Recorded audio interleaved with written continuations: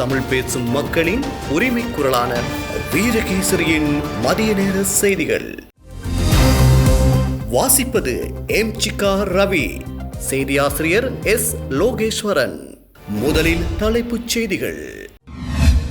அமெரிக்காவின் முக்கிய தளத்தை அழித்த ஈரானின் 15வது அலை தாக்குதல், CIA மையமும் இலக்கு. வெள்ளத்தால் ஏற்பட்ட பாதிப்பு, தளபாடங்கள் மற்றும் உடைமைகளுக்கும் இழப்பீடு வழங்குக, மரிக்கார் சபையில் வேண்டுகோள். உயிரிழந்த யுவதியின் சடலத்துக்கு கூட பாதுகாப்பில்லை, ராதாகிருஷ்ணன் MP சபையில் தெரிவிப்பு. காலி வீதியில் முச்சக்கர வண்டியில் இருந்து சடலம் மீட்பு. பாடசாலை வேனும் லொரியும் மோதி விபத்து. இதுதான் அமெரிக்கா, குழந்தைகளை புதைக்க தோன்றிய குழிகள், ஈரான் வெளியிட்ட உருக்கமான புகைப்படம்.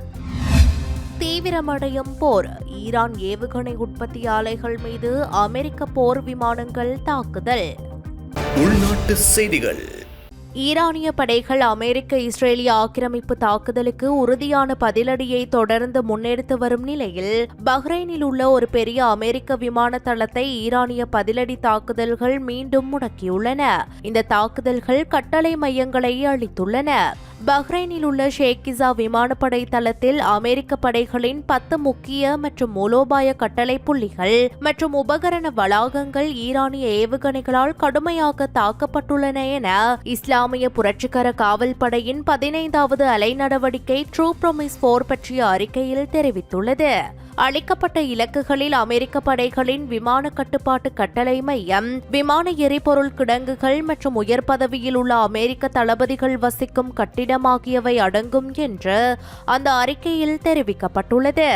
14வது அலையின் ஒரு பகுதியாக இன்று அதிகாலை பஹ்ரைனின் ஷேக்கிசா பகுதியில் உள்ள அமெரிக்க விமானப்படை தளத்தின் மீது அதன் கடற்படை படைகள் பெரிய அளவிலான ட்ரோன் மற்றும் ஏவுகணை நடவடிக்கையை நடத்தியதாக IRGC அறிவித்தது.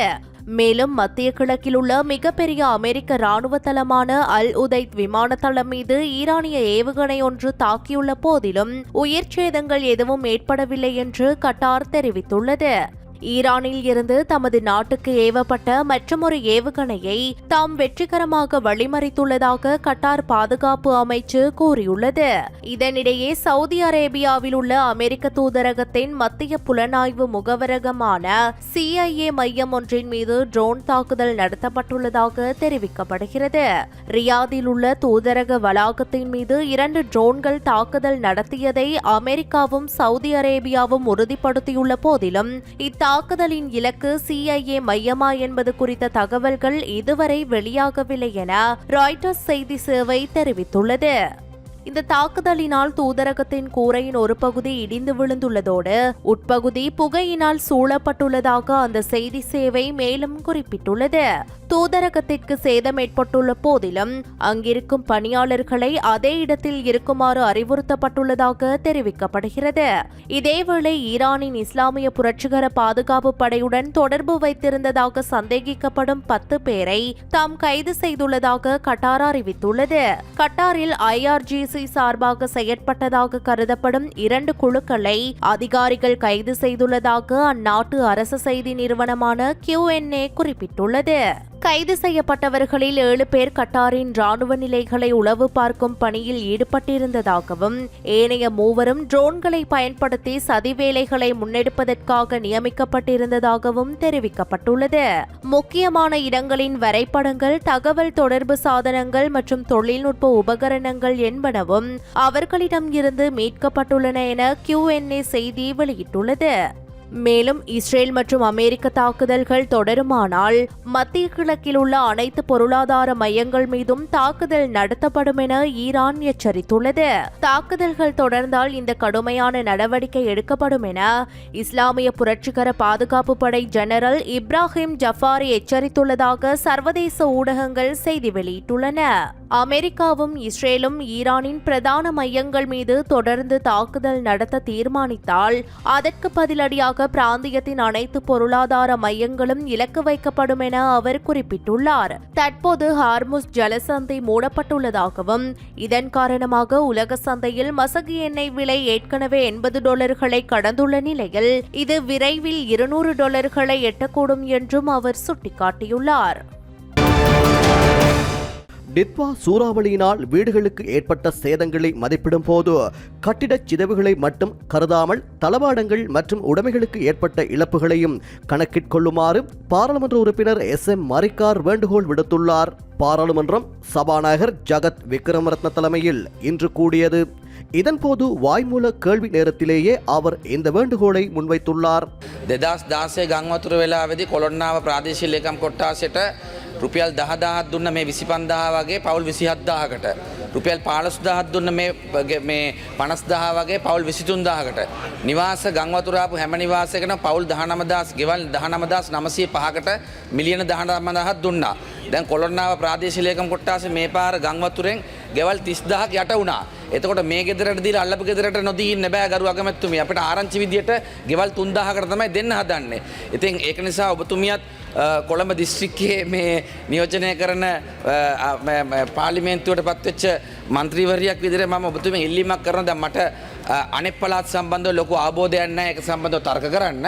නමුත් කොළඹ දිස්ත්‍රික්කයේ සම්බන්ධව ස්පෙસિෆිකලි ඒ කියන්නේ මම 25000 හෝ 50000 නොලැබිච්ච අය ගැන මෙතන කතා කරන්නේ නැහැ. නිවාස හානි සම්බන්ධව තක්සේරු කිරීමේදී නිර්ණායක හරියට දීලා තිබ්බා නම් මීට වඩා ගෙවල් ප්‍රමාණයක් එන්න ඕනේ. එහෙම ප්‍රමාණයක් ඇවිල්ලා නැහැ.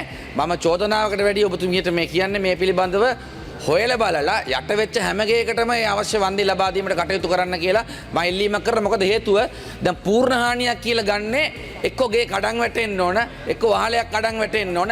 නමුත් මේ ගෙවල් වල වතුර ආවම තවම ගියාම පේනවා පැල්ලම් ටික තියෙනවා. එතකොට ඒවයි ඇඳවල්, බඩු මුට්ටු, මේස පුට්ටු ඔක්කොම ගිහිල්ලා තියෙන්නේ. ඉතින් ඒක සලකා බලලා නිර්ණායකයේ යම්කිසි වෙනසක් කරන්න ඕන නම් වෙනසක් කරලා යට වෙච්ච හැම ගේකටම දීමට අවශ්‍ය පියවර ගන්න කියලා තමයි මම ඉල්ලන්නේ. 2016 ஆண்டு வெள்ளப்பெருக்கின் போது கொலன்னாவை பிரதேசத்தில் சுமார் 27,000 குடும்பங்களுக்கு தலா 10,000 ரூபாய் வீதம் மற்றும் ஒரு 23,000 குடும்பங்களுக்கு தலா 15,000 ரூபாய் வீதம் நிவாரணம் வழங்கப்பட்டது. வெள்ளத்தினால் பாதிக்கப்பட்ட சுமார் 19,905 வீடுகளுக்கு 19,000 மில்லியன் ரூபாய் இழப்பீடாக வழங்கப்பட்டது. தற்போதைய வெள்ள பாதிப்பின் போது கொலன்னாவை பிரதேசத்தில் சுமார் 30,000 வீடுகள் நீரில் மூழ்கியுள்ளன.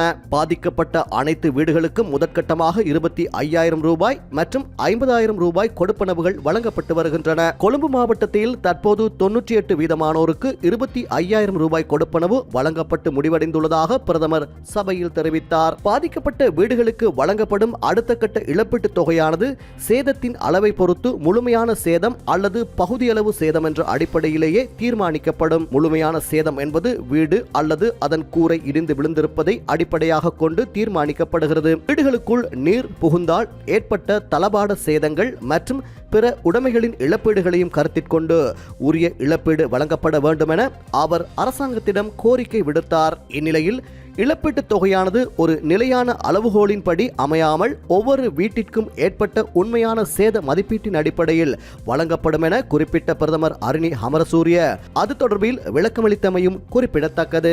ගරු කතානායකතුමනි නැවත වතාවක් මම පැහැදිලි කරන්නේ අර කාරණාව තමයි. අපි ඒ සියලුම ගෙවල් වලට ඒ හානියට ලක්වෙච්ච සියලුම නිවාස වලට අර රුපියල් 25,000 රුපියල් 50,000 දීමනාව දීලා තියෙනවා.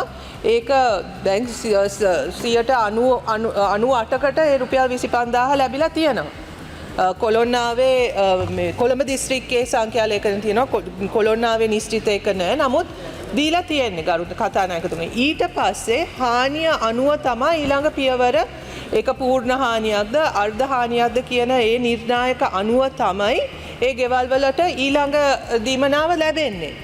ඉතින් ඒ නිසා මම හිතන්නේ මන්ත්‍රීතුමා ඒ රුපියල් 25,000 සියලු දෙනාටම දෙනවා. 50,000 සියලු දෙනාටම දෙනවා.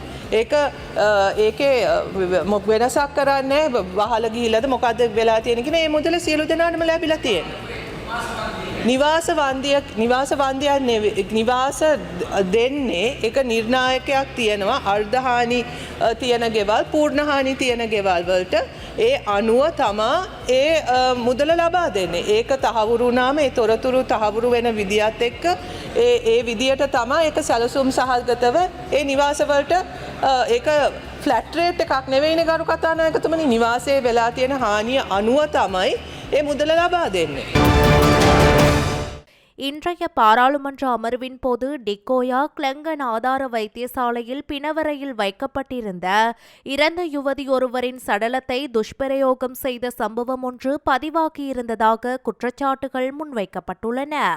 இந்த விடயம் தொடர்பில் கேள்வியை முன்வைத்து உரையாற்றிய பாராளுமன்ற உறுப்பினர் ராதாகிருஷ்ணன், ගලංගන් හොස්පිටල් එකේ මැරිච්ච බොඩි එක දූෂණ කරලා තියෙනවා 3 දෙනෙක්.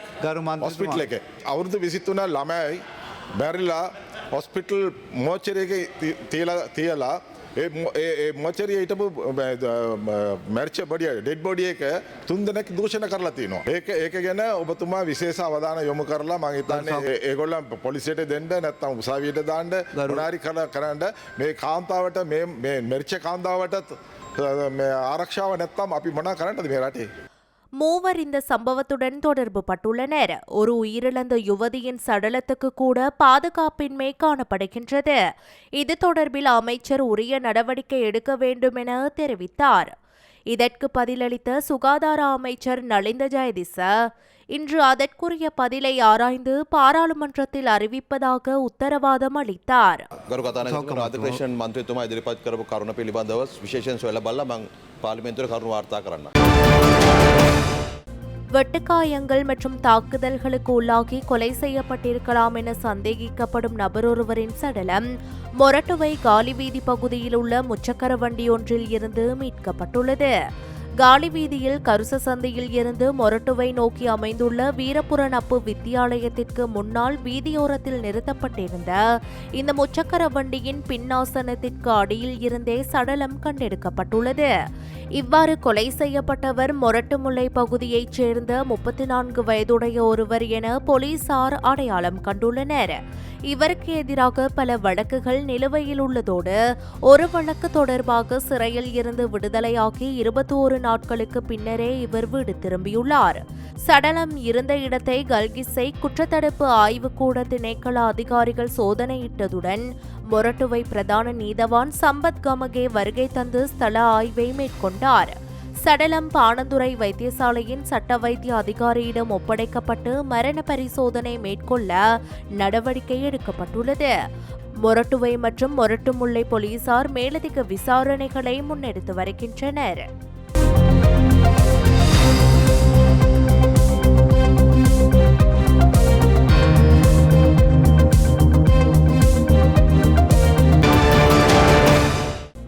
கொழும்பு பிளியந்தலை வீதி ரத்னப்பிட்டிய பகுதியில் பாடசாலை வேன் ஒன்றும் லொரியொன்றும் மோதி விபத்துக்குள்ளாகியுள்ளது. விபத்தில் லொரியின் சாரதி காயமடைந்த நிலையில் வைத்தியசாலையில் அனுமதிக்கப்பட்டுள்ளார். லொரியின் சாரதி நித்திரை கலக்கத்தில் இருந்ததால் இந்த விபத்து ஏற்பட்டுள்ளதாக போலீசார் தெரிவித்துள்ளனர். குறித்த விபத்தினால் கடும் போக்குவரத்து நெரிசல் ஏற்பட்ட போதிலும் தற்போது அந்த போக்குவரத்து நெரிசல் நீக்கப்பட்டுள்ளதாக தெரிவிக்கப்படுகிறது. விபத்தில் பாடசாலை வேனில் இருந்த பாடசாலை மாணவர்களுக்கு எந்த பாதிப்பும் இல்லை என போலீசார் தெரிவித்துள்ளனர்.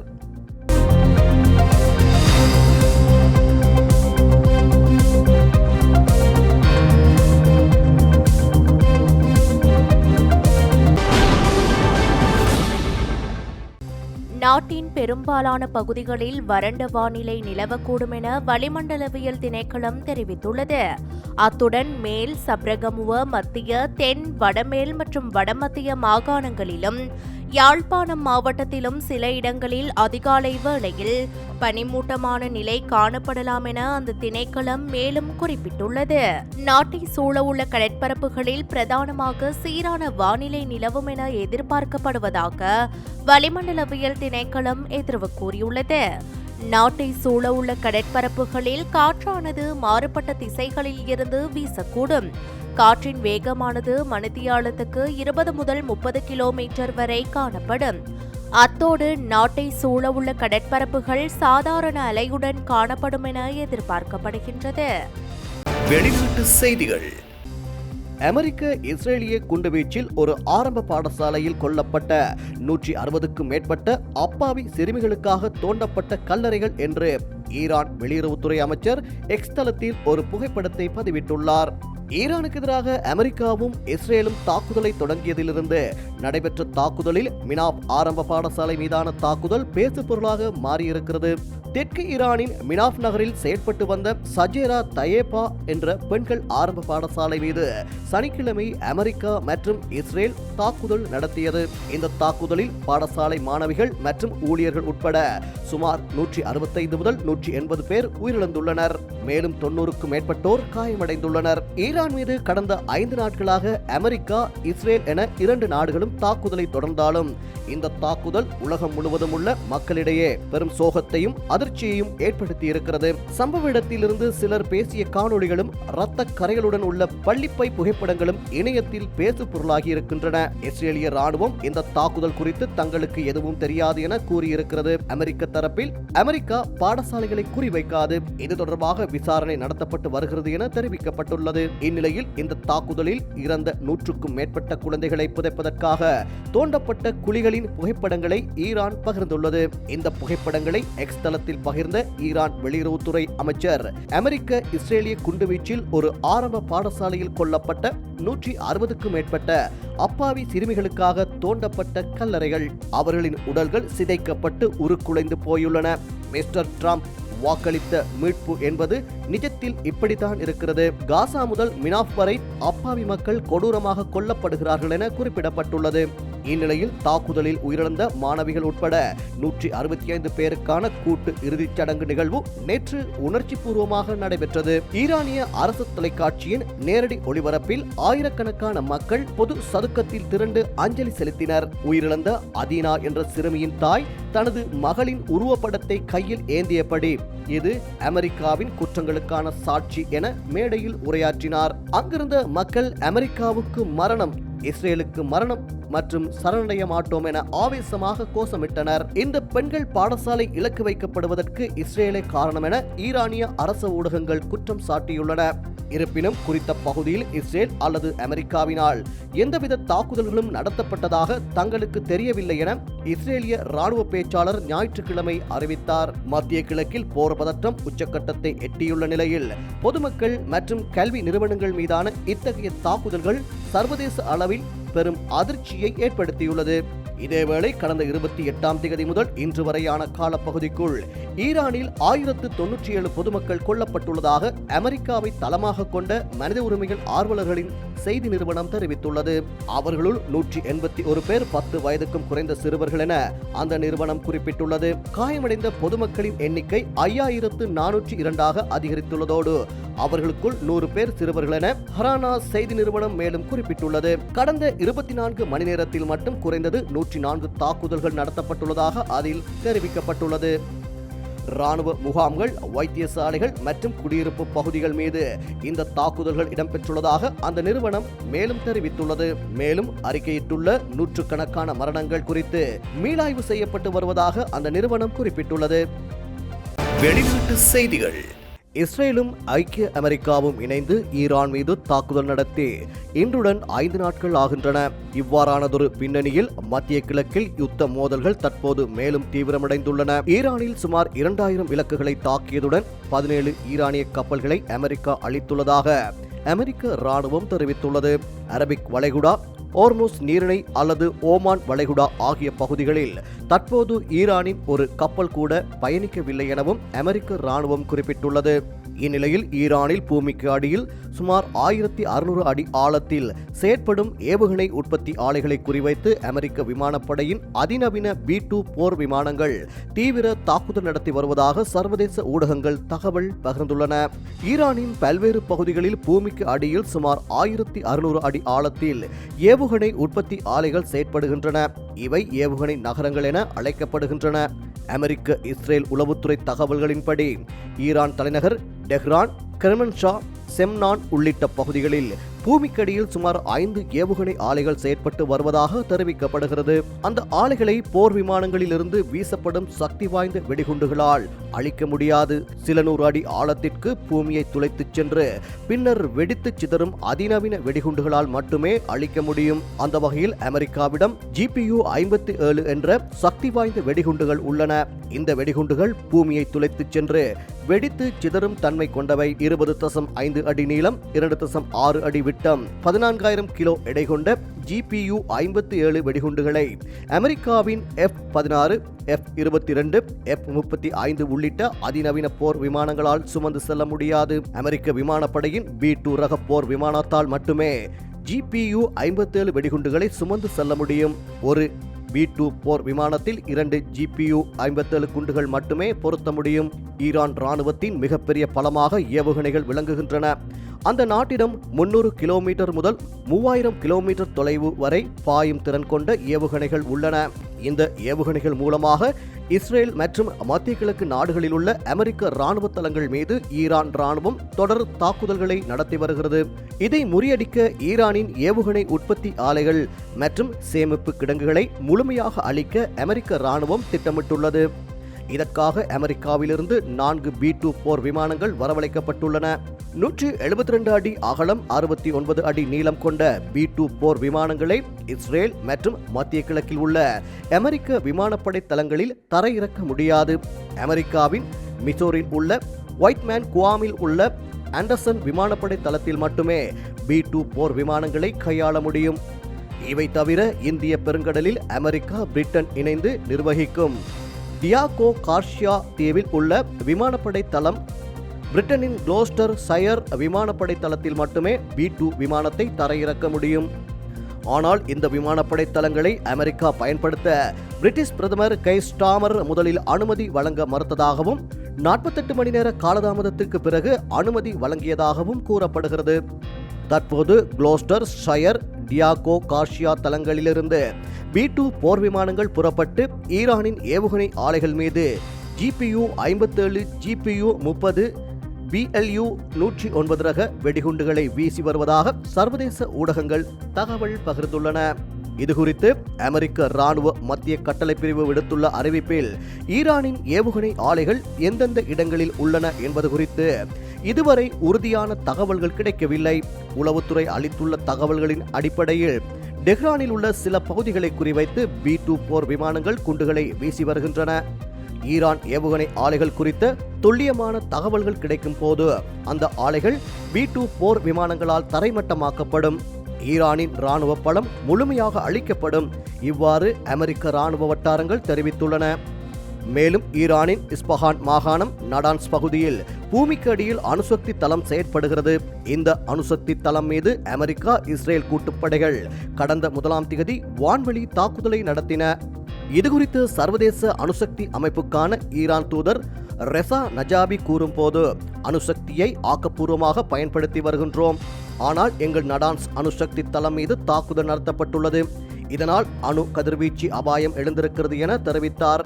இந்த சூழலில் ஈரானின் நடான்ஸ் அணுசக்தி தளம் மீது தாக்குதல் நடத்தப்பட்டிருப்பதை சர்வதேச அணுசக்தி அமைப்பு உறுதி செய்துள்ளது. இதுகுறித்து நேற்று சமூக வலைதளத்தில் வெளியிட்ட பதிவில் நடான்ஸ் அணுசக்தி தளம் தொடர்பான செயற்கைக்கோள் புகைப்படங்களை ஆய்வு செய்தோம். இதில் அணுசக்தி தளத்தின் நுழைவு வாயில் கட்டிடங்கள் சேதமடைந்திருப்பது உறுதி செய்யப்பட்டுள்ளது.